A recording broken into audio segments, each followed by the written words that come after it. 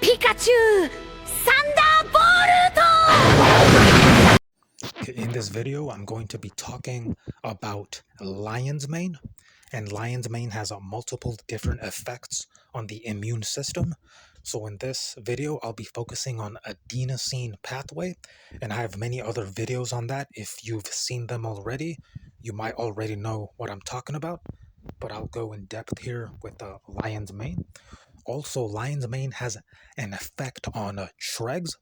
So lion's mane is also good for autoimmunity.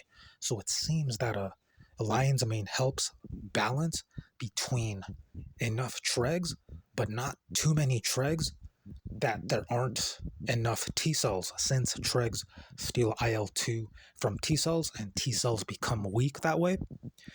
But at the same time, supporting T cells so that the T cells can still battle cancer cells. Okay, the really cool thing about lion's mane is that while producing Tregs, it also upregulates an anti-apoptotic gene called BCL2. So that's supposed to prevent the T cells from undergoing apoptosis. So the lion's mane saves T cell numbers and allows T cells to proliferate if they are not undergoing apoptosis. But just that one by itself isn't enough to prevent apoptosis for T cells. Other anti-apoptotic proteins are also needed, such as BAX, BAX, BAK, BAK, BCL-XL, etc., as well as some other ones. Also, lion's mane is great to prevent autoimmunity because lion's mane makes FOXP3 stable, so that supports Treg survival via lower reactive oxygen species. And Tregs basically, they reduce excessive T cells because too many T cells will attack the healthy tissues. But where it's risky to use lion's mane is if someone already has an M2 phenotype under cancer, because cancer cells, they survive in an M2 phenotype. The M2 phenotype supports tumors. So that could be a situation or a scenario where maybe lion's mane would not be a good use, because an M2 phenotype, tumors recruit Tregs to suppress T cells, because Tregs steal IL-2 from T cells.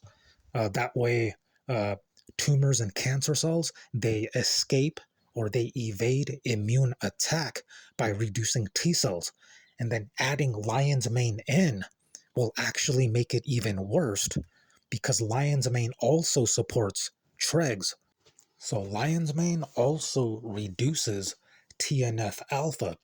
If that gets too low, the TNF alpha, that could also support tumor growth. Okay, so lion's mane seems to be keeping the balance between Tregs and T cells, because lion's mane can also help support T cells from becoming exhausted, or prevents exhausted T cells.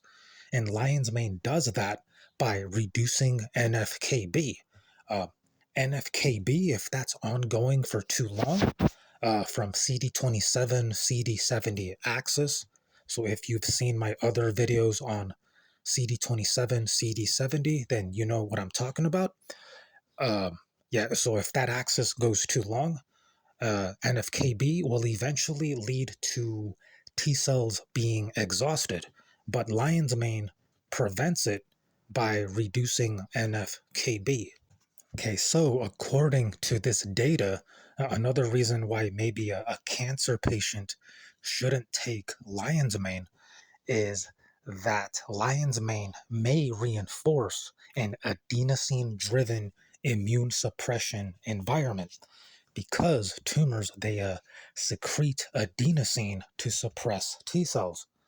And so the way lion's mane does that is that it does reduce inflammation, since the macrophage M2 phenotype supports the tumor. So M2 phenotype is actually an anti-inflammatory state, and M1 phenotype is a pro-inflammatory state, or well, in a good way, where the pro-inflammation attacks or antagonizes cancer, but the tumor of cancer switches over to an M2 phenotype, hence less inflammation. So lion's mane reduces the inflammation, and then there is less substrate competing with CD39, CD73, which is the adenosine pathway, and therefore favoring adenosine dominance that suppresses the immune system. So another way that lion's mane might be supporting tumors is that lion's mane supports Tregs rather than the T cells, because the Tregs, they steal IL-2 from T cells, and the way the macrophage does that is by uh, less disruption of integrin clustering, because the tumors, they actually exploit integrin clustering to recruit Tregs, also activates TGF-beta. So if lion's mane is maintaining the integrin clustering, or lion's mane is not allowing the disruption of integrin clustering, then the tumors can exploit the integrin clustering to recruit Tregs. So that's how lion's mane helps tumors. Okay, but on the flip side, the lion's mane actually helps kill tumors, even though it increases Tregs.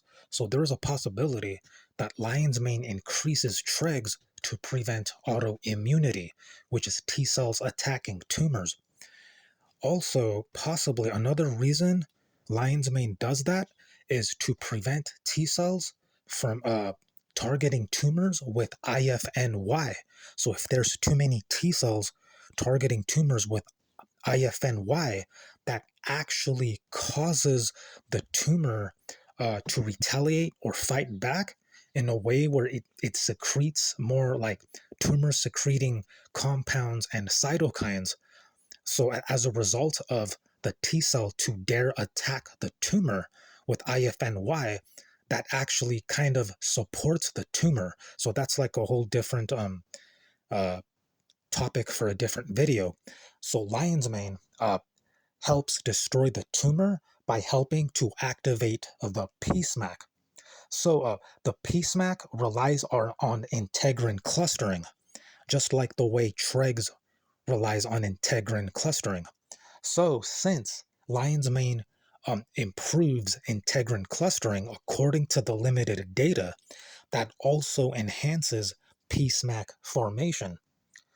Also, Peacemaker is high or rich in AL beta 2 integrin, which lion's mane also supports. Also, tumors hate the Peacemaker because the Peacemaker is the end of the tumor. Okay, so by lion's mane increasing Tregs, the reason lion's mane does that is to reduce T cells IFN-γ, because there's a paradox with the IFN-γ, is that if the T cells, if there's too many, it's going to end up upregulating PD1, PD-L1 axis, which is one of the ways that tumors suppresses and exhausts T cells. So that axis, PD1, PD-L1, is upregulated when and if a T cell attacks a tumor with IFN-γ.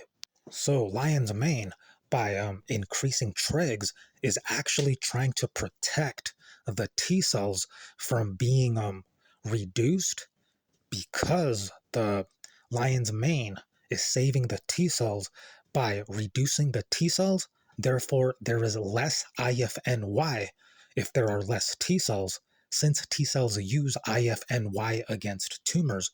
Therefore, there is less tumor PD-L1, PD-1 axis suppressing tumor T cells.